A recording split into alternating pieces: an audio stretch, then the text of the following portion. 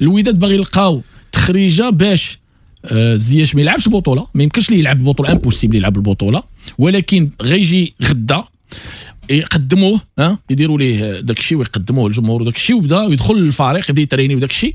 بوركوا با يكون حاضر في لي ماتش، لي دو ماتش اللي غيلعبوا الوداد في دور المجموعات في نوفمبر. الا كاليفاوه هنا في المغرب يقدروا يصيفطوا لاكاف يقولوا لهم راحنا كاليفين غنزيدوه في لاليست ويزيدوه في لاليست ديالهم. هذه هي التخريجه اللي كاينه. ما باش زياش يلعب في البطوله كنظن بان ماشي مستبعد، لا يمكن. في لاكاف غنشوفوا واش غيلقاو شي تخريجه يقيدوه باش يكاليفيو في لاكاف. وجوسكا ماتنون زياش هو غيجي غدا غيدير الفحص الطبي، غيدير الشوتينغ ديالو، التونيات ديالو غيكونوا حاضرين. الخبر اللي كاين هو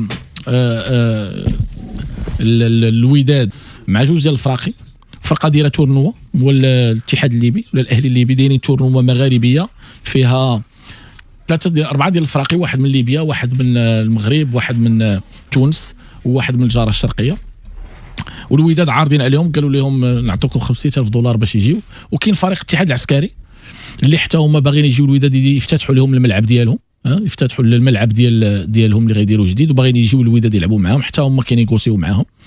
هذا هو اللي كاين جوسكا ماتنون بالنسبه لفريق الوداد البيضاوي. والموضوع ديال زياش كنظن بانه موضوع شوف الجمهور كيبغي يشد في هذا ونشدوا في بالعودي نقولوا لي ناري زياش غيلعب هذا شوف راه يحضر، ولكن القانون انا بزاف الناس هضروا على القانون وداك الشيء. شوف الفيفا القانون ديالها، الفيفا دايره القانون ديالها، اما في المغرب فكاين القانون ديالك في المغرب اللي الا بغيتي دير هادشي خصك تبدل القوانين ديالك. وفي المغرب زياش ما يلعب حتى الميركاتو، زعما هذا الموضوع منتهي بلا ما نكثروا فيه الهضره بزاف، ونتمنى بعدا يجي يدير الفورما ويتريني وهذا باش ما يتبليساش وما يبقاش ليه شي حاجه. توصل هو الشق التقني. دابا بالنسبه لي انا لعاب جا وكان واقف واحد المده معينه، يعني ماشي شويه اللي يوقف.